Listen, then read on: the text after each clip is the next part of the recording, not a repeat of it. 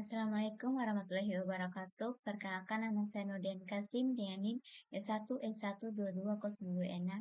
Di sini tujuan saya membuat video ini adalah untuk memenuhi tugas mata kuliah struktur data. Di sini saya akan menjelaskan tentang stage atau tumpukan. Dalam ringkasan ini ada tumpukan, antrian, berjuda. Tapi di sini saya akan menjelaskan tentang tumpukan saja atau stage. Tumpukan adalah kumpulan objek yang dimasuk dan dikeluarkan sesuai dengan metode masuk terakhir keluar pertama atau LIFO. Dalam prinsipnya, pengguna dapat menyusukan objek ke dalam tumpukan kapan saja, namun hanya dapat mengakses atau menghapus objek yang terakhir dimasukkan objek yang tersisa atau di apa yang disebut atas tumpukan. Dua operasi ditentukan pada tumpukan, yaitu pass dan pop. Pass yaitu memasukkan informasi ke dalam tumpukan, sedangkan pop yaitu mengambil informasi dari tumpukan. Contohnya, yaitu browser internet menyimpan alamat situs yang baru-baru ini dikunjungi dalam tumpukan. Setiap kali pengguna mengunjungi situs baru, alamatnya akan dikirim ke tumpukan. Browser memungkinkan pengguna untuk pop kembali ke situs yang dikunjungi sebelumnya menggunakan tombol kembali. Contoh kedua itu editor teks biasanya menyediakan mekanisme undo yang membatalkan operasi pengeditan terkini dan kembali ke keadaan dokumen sebelumnya. Operasi pembatalan ini dapat dilakukan dengan menyimpan perubahan teks dalam tumpukan. Tipe data abstrak tumpukan. Secara formal, tumpukan adalah tipe data abstrak, sehingga instance S mendukung dua metode berikut, yaitu sparse, tambahkan elemen ke bagian atas tumpukan S, spop, hapus dan kembalikan elemen teratas dari tumpukan S, atau kesalahan terjadi jika tumpukan kosong. Selain itu, mari kita tentukan metode pengakses berikut untuk kenyamanan. Yang pertama itu stop, atau mengembalikan referensi ke elemen teratas tumpukan S tanpa menghapusnya. Kesalahan terjadi jika tumpukan kosong. Yang kedua itu S is empty, atau mengembalikan true jika tumpukan S tidak mengandung elemen apapun. Len S mengembalikan jumlah elemen dalam tumpukan S dengan Python. Di sini kita mengimplementasikan ini dengan metode khusus len. Berdasarkan konversi, kita berasumsi bahwa tumpukan yang baru dibuat adalah kosong dan tidak ada batasan a priori pada kapasitas tumpukannya. Elemen yang ditambahkan ke tumpukan dapat memiliki tipe sembarang. Di sini ada contoh operation, return value, dan stack content-nya. Di sini pertama, sparse yaitu isinya 5, return value-nya kosong, stack content-nya itu hasilnya 5. Yang kedua, sparse-nya 3, return value-nya kosong, stack content-nya itu 5, 3. Karena pertama, sparse-nya itu 5, berarti kedua 3, berarti akan menghasilkan 5 dan 3. Len S, return value-nya itu 2, dan stack content-nya itu 5 dan 3. Secara kayak dengan pengertian itu, len S itu adalah mengembalikan jumlah elemen dalam tumpukan S. Karena kan jumlah elemennya tumpukan S itu kan ada 2, yaitu 5 dan 3. Jadi, len S itu sudah mengembalikan jumlah elemennya yaitu 5 dan 3. Spop, return value-nya itu 3. Spop ini dia akan menghapus elemen 3 dan hasilnya itu menjadi 5.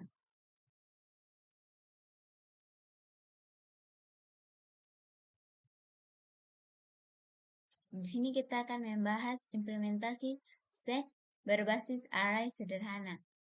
Kita akan menggunakan pola desain adaptor untuk membuat tumpukan ADT menggunakan daftar. Pola desain adaptor berlaku untuk konteks apapun di mana kita secara efektif ingin memodifikasi kelas yang ada sehingga metodenya cocok dengan metode kelas atau antarmuka yang terkait namun berbeda. Sebagai contoh, kita akan mengimplementasikan tumpukan menggunakan daftar Python. Kami akan mendefinisikan pengecualian baru atau kosong yang lebih sesuai untuk tumpukan kosong daripada indeks error yang dimunculkan untuk daftar kosong. Di sini ada stack metodenya, relation with patternnya. Di sini kalau sparse itu relation untuk list patternnya itu L append atau untuk menambahkan. Di sini spop berarti relation itu lpop untuk menghapuskan. Stack metodenya stop itu relationnya itu L-1. Stack metodenya S is empty itu len L sama dengan kosong. Stack metodenya len S itu relationnya itu len L. Oke, langsung saja kita ke codingannya.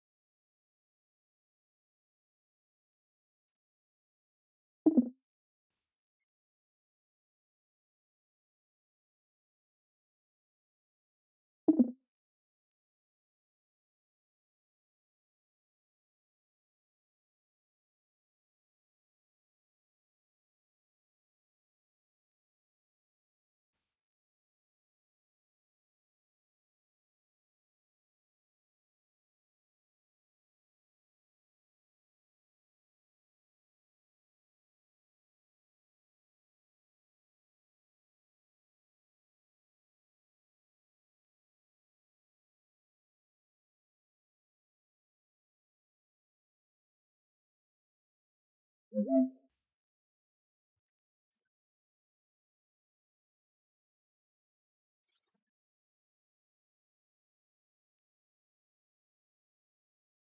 sini kita mendefinisikan kelas stack yang mengimplementasikan susu data stack atau tumpukan menggunakan dasar Python atau list sebagai dasar penyimpanan elemen-elemen stacknya. Pertama, kita mendefinisikan kelas empty expression. Kelas ini mendefinisikan pengecualian khusus bernama empty yang diturunkan dari kelas exception. Pengecualian ini akan digunakan untuk menandakan bahwa stack kosong ketika operasi tertentu tidak bisa dilakukan. Misalnya, mengakses elemen teratas dari stack kosong. Yang kedua itu kelas stack. Di sini kita konstruksi init itu menginisialisasi stack sebagai daftar kosong. Setelah itu fungsi len itu metode ini mengembalikan jumlah elemen dalam stack. Fungsi isEmpty itu metode ini mengembalikan true jika stack kosongnya dalam false jika tidak. Itu fungsi metode pass itu yaitu menambahkan elemen kebagian atau stack. Fungsi metode top itu adalah metode ini mengembalikan elemen teratas dari stack tanpa menghapusnya. Jika stack kosong, metode ini akan menaikkan pengecualian itu empty. Setelah itu metode pop itu metode ini menghapus dan mengembalikan elemen teratas dari stack. Jika stack kosong, metode ini akan menaikkan pengecualian empty. Fungsi metode string yaitu metode ini mengembalikan representasi string dari stack dengan format yang diinginkan.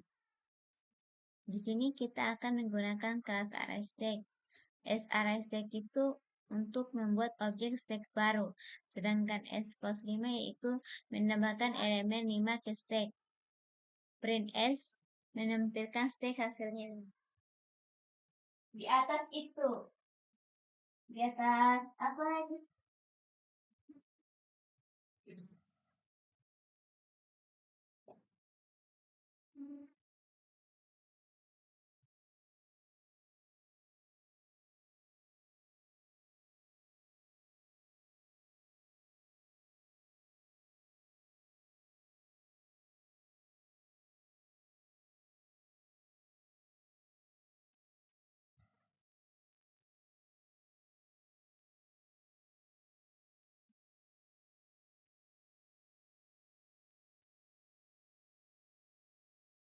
S plus 3 menambahkan elemen 3 ke stack, sedangkan print S itu akan menampilkan stack hasilnya itu 5 dan 3. Print S itu menampilkan panjang stack jumlah elemennya hasilnya 2. Spop itu menghapus elemen teratas 3 dari stack. Print S menampilkan stack setelah elemen teratas dihapus hasilnya 5. Print Stop menampilkan elemen teratas tanpa menghapusnya, hasilnya 5. Menampilkan stack hasilnya 5. Stack ini mengikuti prinsip default atau last in, first out, di mana elemen terakhir yang masuk adalah elemen pertama yang keluar. Nah, ini outputnya.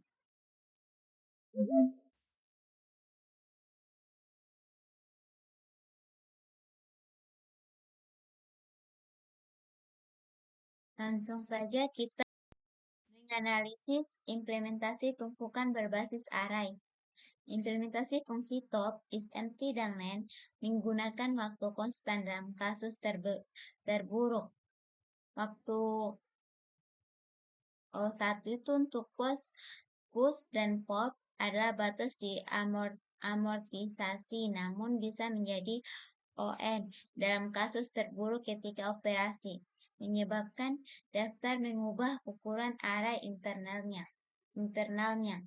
Penggunaan ruang untuk tumpukan adalah ON dalam praktiknya akan lebih efisien jika membuat daftar panjang awal N daripada memulai dengan daftar kosong dan kembangkan NI meskipun kedua pendekatan berjalan dalam waktu big O-N. Di sini operation dan running time-nya. Expose itu elemen expose and running time itu big O1. Operation escape itu running time itu big O1. Operation escape itu running time itu big O1. Operation S itu running time itu big O1. Operation len S itu running time itu big O1. Jadi imigrasi tumpukan arah ini. Langsung saja kita ke membalikan data menggunakan stack. Sebagai konsekuensi dari LIFO atau last in first out, protokol tumpukan dapat digunakan sebagai alat umum untuk membalikan data urutan. Contohnya itu mencetak baris dalam file dalam urutan terbalik, membalikkan elemen daftar menggunakan tumpukan, membalikkan urutan elemen mana disimpan dalam tumpukan. Langsung saja kita ke codingannya.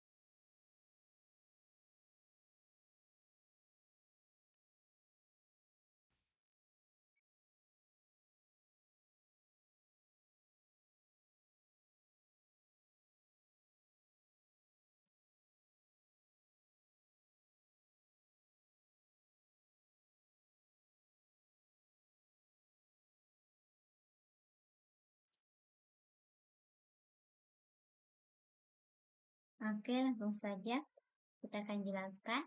Di sini kita mengimpor kelas ArrayStack dari ini, ya. Dan di sini kita mendefinisikan fungsi reverse file itu yang menerima parameter file.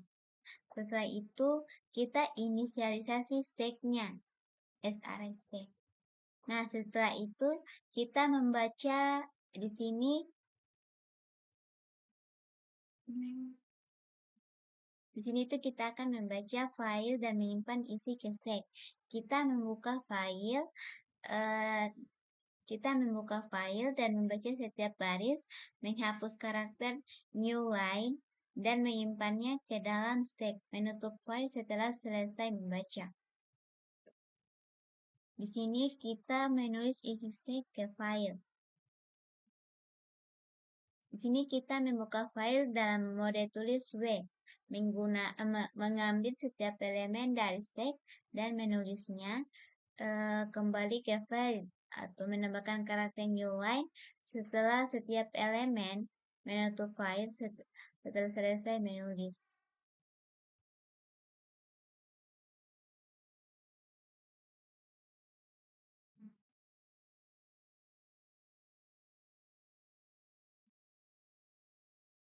Nah, setelah itu kita akan di sini kita akan contoh penggunaannya.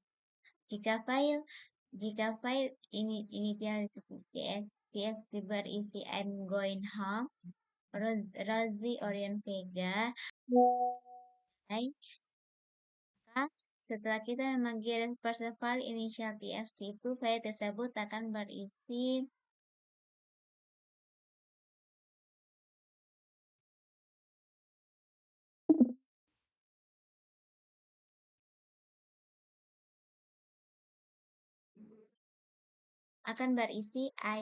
I'm going home, Rosie Orion Vega holiday.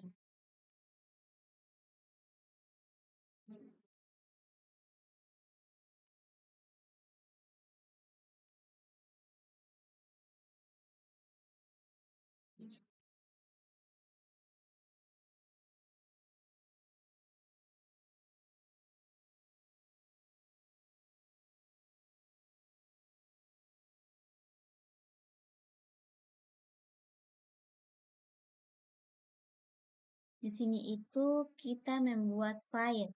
Setelah itu kita membalikan isi file.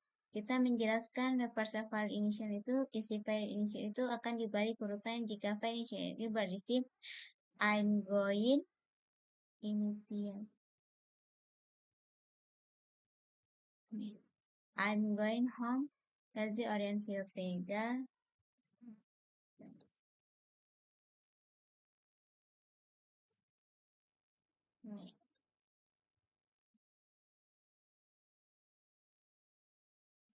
Setelah kita memanggil parser file initial itu, file tersebut akan berisi yang tadi.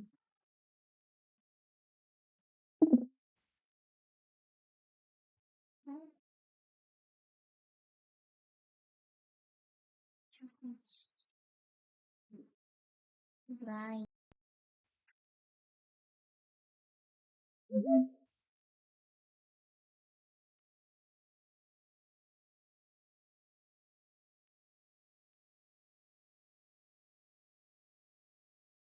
Ini akan berisi file yang ini. Ini akan berisi file ini. Oke, langsung saja kita ke bagian tanda kurung yang cocok. Kita melakukan pemindaian kiri ke kanan dari urutan asli menggunakan tumpukan S untuk memfasilitasi pencocokan simbol pengelompokan.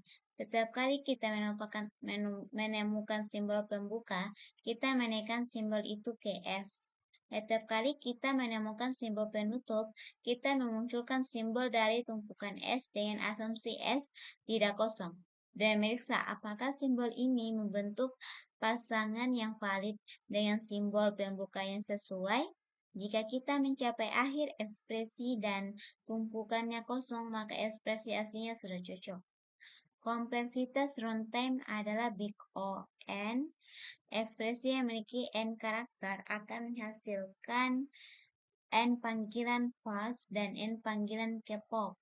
Panggilan ini dijalankan dalam waktu big O n. Pemilihan pembatas yang mungkin memiliki ukuran tetap yang menyediakan waktu konstan untuk perintah C di kiri kanan indeks C. Langsung saja kita ke bagian codingannya.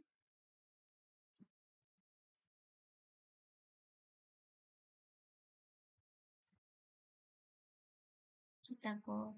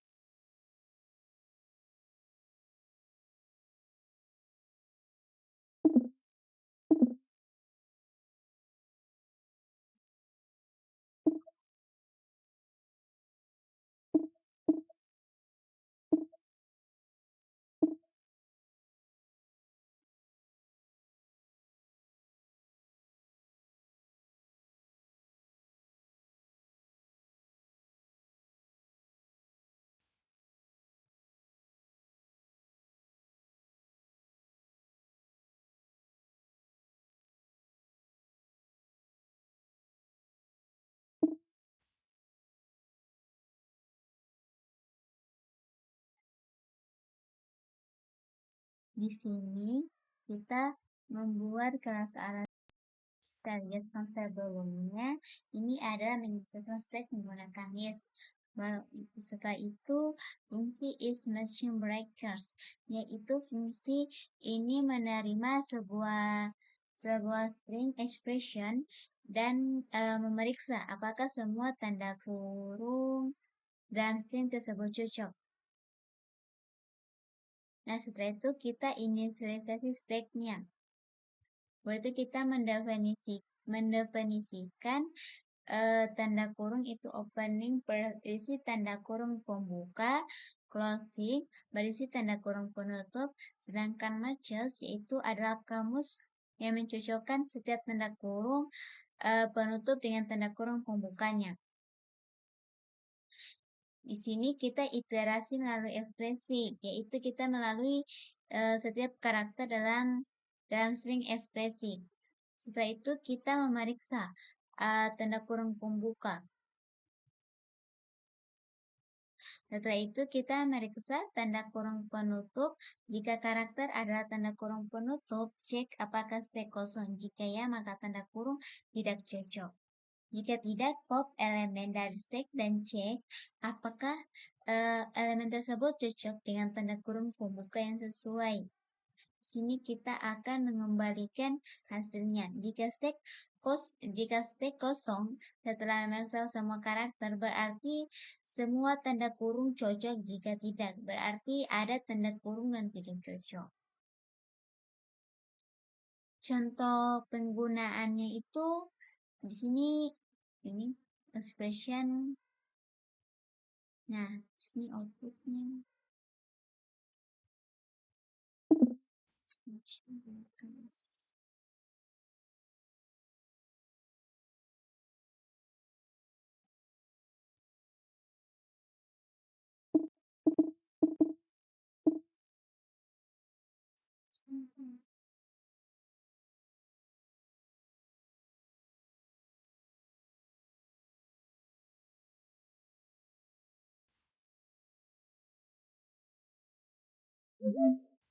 Nah, ini hasilnya. A tambah B true, A tambah B kali C itu true, false, dan itu false. Oke, langsung saja kita ke bagian mencocokkan teks dalam bahasa markup. Kode yang bersebelahan menunjukkan penggunaan tumpukan dalam bahasa teks yang cocok dalam dokumen HTML. Langsung saja kita ke codingnya.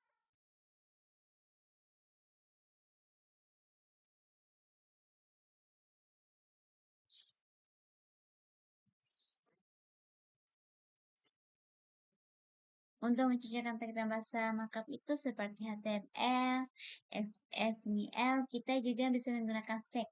Berikut adalah definisi kode Python. Di sini kita akan mendefinisikan array stack yang telah kita buat sebelumnya. Kita langsung copy saja.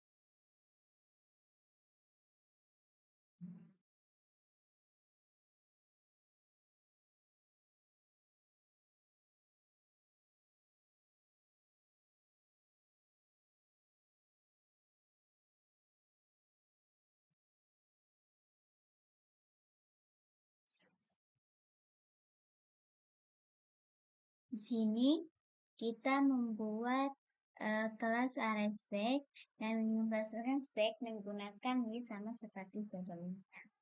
Setelah itu, di sini fungsi is matching text itu, fungsi ini menerima sebuah string markup dan memeriksa apakah semua teks dalam string tersebut cocok.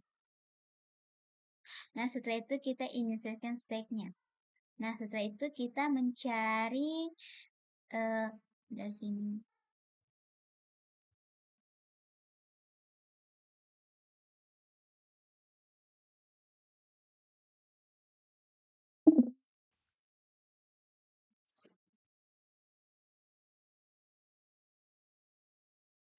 Di sini.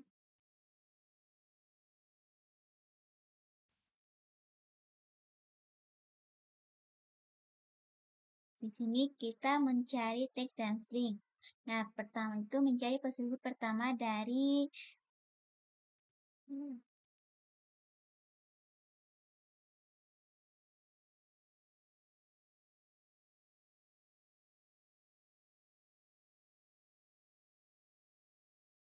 ini. Pertama itu kita mencari positif pertama yang ini untuk mendapatkan tag.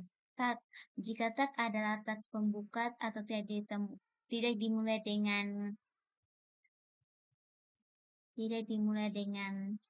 ini, dorong ke stack. Jika tag adalah tag penutup dimulai dengan ini, kita periksa apakah stack kosong. Jika ya, berarti tidak cocok. Jika tidak kosong, periksa apakah tag pembuka teratas di stack cocok dengan tag penutup saat ini. Berikut kita lanjutkan mencari tag berikutnya hingga tidak ada lagi tag yang ditemukan. Return is empty ini kita mengembalikan hasil jika stack kosong. Setelah memeriksa semua tag, berarti semua tag yang tidak cocok. Contoh penggunaannya itu di sini markup string. Nah, kode ini memeriksa beberapa string markup untuk melihat apakah tagnya cocok. Nah, ini langsung saja.